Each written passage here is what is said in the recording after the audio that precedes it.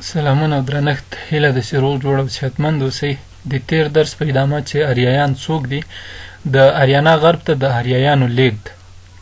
چې دا د اوسنۍ اریانا چې ډیره مشهوره افغانستان اوسنۍ سیمه په اریانا باندې یادیږي، نو د دغه اریانا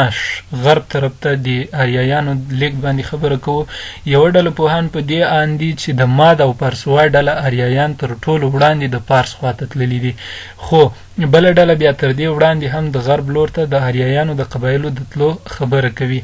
دوی داسې خبره کوي چې وړاندې له دې چې ماد او پارسوا د اوسني ایران او پخواني پارس ته لاړ شي، له دې نه وړاندې هم یوه ډله اریایان یا څو ډلې یا د ډلو په حساب نه بلکې په ځانځاني ډول باندې دغې خواته اریایان تللي دي. خو بله ډله بیا دا نظر لري چې نه، ماد او پارسوا تر ټولو لومړني اریایان دي چې دوی د اریانا د غرب طرف ته مهاجرت کړی ده. ماد او پارسوا په اړه داسې نظر هم شته چې د هلمند او ارغنداب، فراخ، اشرود او هری رود له لارې د لود دښتې له وهلو یا مزل کولو څخه وروسته دوی د اوسني ایران مرکز او شاوخوا سیمو ته رسېدلي دي.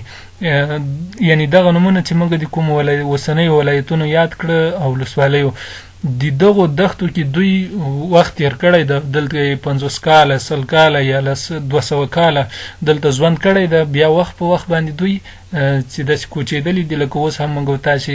له ځینو ولایتونو مرکز ته، له مرکز نه ځینو ولایتونو ته یا له هېواد نه بهر ځینې خلک تللي دي.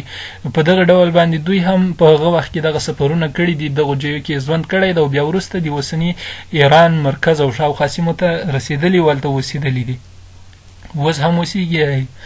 یا هغه سیمې پرېښي دي. خو په هر صورت بل ځای بیا داسې خبره کېږي وایي چې ممکن د اوسیتي، ساکو، پهلوا، پښتنو، پارتیانو او ارمنیانو د فشار له مخې دوی اریانا پرېښودو ته د اریانا اړ شوي وي. بل دغه دوه ډلې ایران ته له مهاجرت وروسته د اتولیانو تر فشار لاندې وي، چې دوی 1400 کاله وړاندې دغه د اوسنۍ اریانا چې اوسنی افغانستان او شاوخوا سیمې پکې راځي، دغه 1400 کاله وړاندې دوی له میلاد نه، البته له میلاد نه مخکې د حضرت عیسی علیه السلام له پیدایښت نه 1400 کاله وړاندې دوی دغه سیمه پرېښې ده. او څنګه چې دوی هلته رسېږي، فارس ته رسېږي، نو هلته د اسوریانو تر فشار لاندې واقع کېږي چې اسوریان د حمیو سامي کورنۍ قومونه دي. بل لومړی مادیانو او بیا ورپسې 200 کاله وروسته پارسوا ډلې د اسوریانو له فشار نه ځان خلاص کړ. نو دا معلومه خبره ده چې کله یوه ډله چیرته ځي، هغه کمزوري وي او بیا په هغه وخت کې چې منظم نظامونه نه وو، خامخا به یوه ډله، یو قوم د بل قوم تر فشار لاندې و، چې د همدغو جنګ و جګړو په پایله کې لومړی مادیانو او بیا اسوریانو خپلواکي اخیستې ده یا یې ځان ته خپل ټولنیز نظام حاکم کړی ده. بل دغه دوه ډلې له سامي اسوریانو سره د نسل له مخې ګډ شوي دي او لومړني اریایي قبایل دي چې د پردیو یرغمل پاتې شوي دي.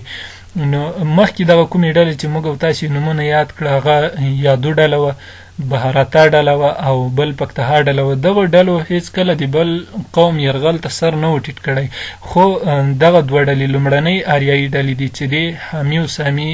د کورنۍ د یو قوم اسوریانو د ظلم او فشار او جبر په وړاندې یې سر ټیټ کړی ده او په هغو دغه یرغل د دې سبب شوی ده یا دغه د هغوی واک د دې سبب شوی ده چې دغه ماد او پارسوا ډله خپل هغه نسبي اریایي ارزښت چې کوم ده هغه یې له اسوریانو سره ګډ که او اوس یا په هغه وخت کې دغه حال ته رسېدلي وو چې د دوی هغه اریایي اصلیت له منځه تللی و یا یې هغه اریایي ارزښت نه و ورپاتې، چې اوس هم د ځینو پوهانو په وینا باندې دغه نښې نښانې د موندلو وړ دي. نو دا و د موږ او تاسې د نن ورځې درس. تر بل درسه ښې چارې.